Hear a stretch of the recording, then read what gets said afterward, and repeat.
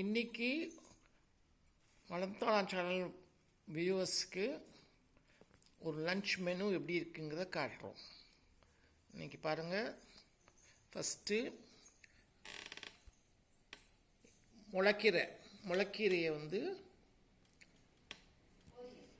பொரியல் பண்ணியிருக்காங்க. தேங்காய் போட்டு கீரையை ஆஞ்சி எப்படி செய்ய கிட்ட வந்து சொல்லுங்க.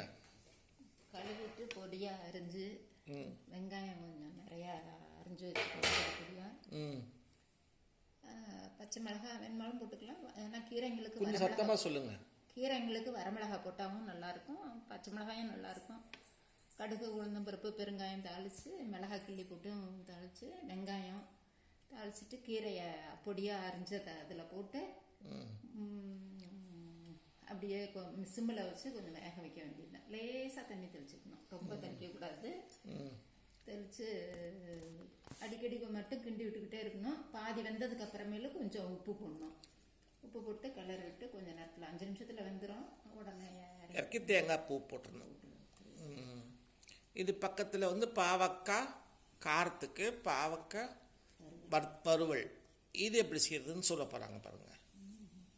பாவக்காயை கழுவிட்டு வட்டமாக அரிஞ்சு எண்ணெயில் கொஞ்சம் ஃப்ரை பண்ணி எடுத்துக்கிட்டு மிளகாய் பொடி, மஞ்சள் பொடி, உப்பு, கொஞ்சம் தக்காளியை புழிஞ்சு அப்படியே ஜூஸ் அதை கொஞ்சம் எடுத்து பெசரிட்டு அந்த வறுத்ததை அதில் போட்டு கருவேப்பிலையும் போட்டு எண்ணெய் திரும்பவும் வறுத்துடணும். உப்பு போட்டுடணும் மறக்காமல். உப்பு போட்டு நல்லா ஃப்ரை ஆனோடனே இப்போ எடுத்து வச்சுக்க வேண்டியது. மசால் போடாமல் வெறும் பொடிங்க மட்டும் போட்டு இப்படி செஞ்சது. பாவக்காய் முதல் ஒரு வாட்டி வேக வைக்கணும். எண்ணெயிலேயே கொஞ்சம் நல்லா எண்ணெயில் வறுத்து எடுத்துடணும்.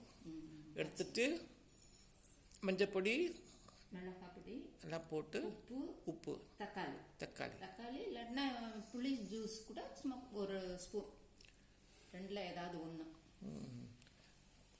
நான் இன்னைக்கு தக்காளி பேஸ்ட்டு அதாவது அரைச்சி வச்சுருந்தேன், அந்த இதை ஒரு ஸ்பூன் போட்டேன். சரி. அது பக்கத்தில் போட்டு சாப்பிட்றதுக்கு பீர்க்கங்காய் தொகையல். இது எப்படி இதுன்னு சொல்லுங்க. பீர்க்கங்காயை கழுவிட்டு அந்த மேலே ஷார்ப்பாக இருக்கிறத மட்டும் எடுத்துடணும். அதை எடுத்துட்டு மீதி மேலாவில் இருக்கிறத நல்லா பீலரில் எடுத்து வச்சுக்கிட்டு நல்லா பொடியாக கட் பண்ணி வச்சுக்கணும். அடுப்பில் கடுகு, உளுந்தம்பருப்பும் கடலைப்பருப்பும் முதல்ல வறுத்து ஒரு கிண்ணத்தில் எடுத்து வச்சுக்கணும். அதுக்கப்புறம் திரும்பவும் அதில் இருக்கிற எண்ணெயில் கொஞ்சம் இஞ்சி, பூண்டு, சின்ன வெங்காயமும் 1-2 போடலாம். அப்புறம் மிளகாய், நமக்கு எது இஷ்டமோ வரமிளகாயோ பச்சை மிளகாயோ அதுவும் போட்டு வதக்கிட்டு இந்த பீர்க்கங்காய் தோலையும் அதில் போட்டு வதக்கிடணும். வேகிற அளவுக்கு மூடி வச்சு வேக வைக்கணும். கொஞ்ச நேரத்தில் வெந்துடும், தண்ணி ஊற்றவும். அப்படி ரொம்ப கொஞ்சம் முத்தின தோல் மாதிரி இருந்துச்சுன்னா சும்மா ஒரு 2 ஸ்பூன் தண்ணி ஊற்றிக்கலாம்.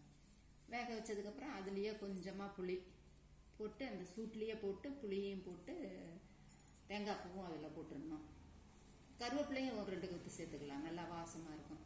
ஆறுனதுக்கப்புறமேலு இதை உப்பு போட்டு நல்லா 3/4 அரைச்சதுக்கப்புறம் அந்த உளுந்தம்பருப்பும் கடலைப்பருப்பும் வறுத்து வச்சுருக்கோம்ல அதையும் போட்டு ஒரு 2 சுற்றி எடுத்து கெட்டிமாக வச்சுக்க வேண்டியதுதான். இதை சாதத்துக்கு போட்டு சாப்பிட்லாம். கொஞ்சம் தண்ணி ஊற்றி கரைச்சி இட்லி தோசைக்கு கூட தொட்டுக்கிட்டா கூட நல்லாயிருக்கும்.